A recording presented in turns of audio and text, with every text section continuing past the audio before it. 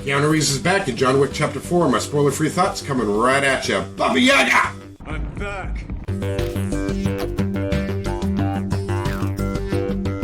Hey guys, I'm Scott. Thanks for joining me in the movie den. So yeah, John Wick is back in Chapter 4 of his story, and I had the chance to see it this weekend in the theaters. And boy, I'm glad I did. It's the first of the John Wick films that I have seen in the theaters, and it was a great theater experience. Each of the previous films have left us with cliffhangers, with the exception of the first film. So Chapter 4 does indeed have a finality to it. The action in these Wick films have always been masterful and exciting to me, and each of these films have always brought something bigger or better or even more creative than the previous film. John Wick Chapter 4 is no different in elevating that action, coming up with new ways to kill people. The action is fucking phenomenal. There's bullets flying everywhere. You have knife fights, fist fights, fighting with cars, axes swingings, decapitations, broken bones. But I will say that you do have to suspend your disbelief just a little bit. But you can, I know I am, forgiven of that because of how great this film really is. It wouldn't be a stretch to call this an action masterpiece, in my opinion anyways. I give a lot of credit to Dan Louston, the cinematographer.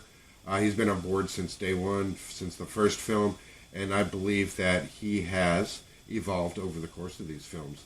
The cinematography in this film is Oscar-worthy, in my opinion. The color grading was excellent. Every frame was perfect.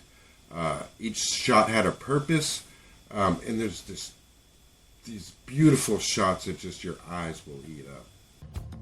Tactical. Keanu is seemingly more invincible as John Wick in his hand-tailored bulletproof suit, but he's always great as John Wick. Probably my favorite character that he's played. He falls off balconies, hitting the ground hard as shit, shakes it off and runs away, and literally getting his ass kicked the entire fucking movie, and keeps fucking going. Returning the shit tenfold in some of the most creative ways, like car bouncing a guy several yards in the next week. Bullets, swords, guns, tools, every damn thing is used a weapon, including a cameo by the pencil. Fucking pencil! Ian Mcshane, as Winston shines in this, taking a big part in the third act of this franchise. His character has a lot more to do and is a big part of the story. I love this guy. The late Lance Reddick as Sharon, the hotel's concierge. He has a bit more to do here, and I got a little fruit clump seeing him in his last role. R.P. Lance.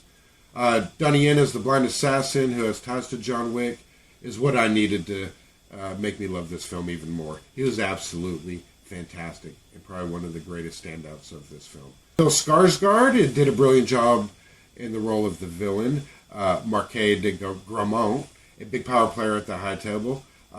It's probably one of my favorite villains in this franchise, and it was a fun watching him do his thing. Another standout was Shamir Anderson as Mr. Nobody. He and his dog have some really great action scenes. Clancy Brown as the Harbinger, casting perfection. I love seeing him as a part of this franchise. I do really appreciate everybody's hard work and effort in bringing these characters to the screen.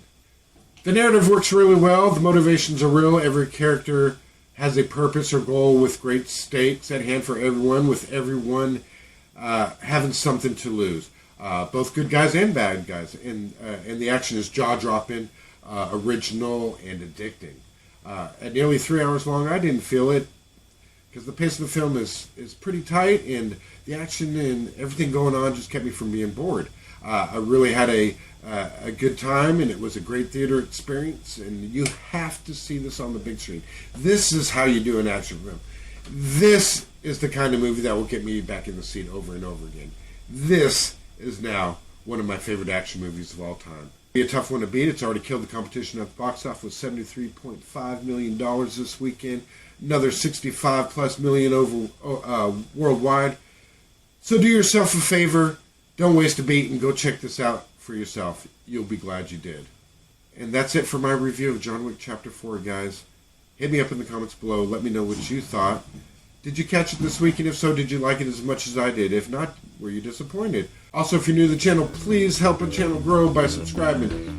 It is our birthday, guys. It is the channel's 1-year birthday. Happy birthday. We're on the road to our first 100 subs. It will help us grow. Hit that notification bell and receive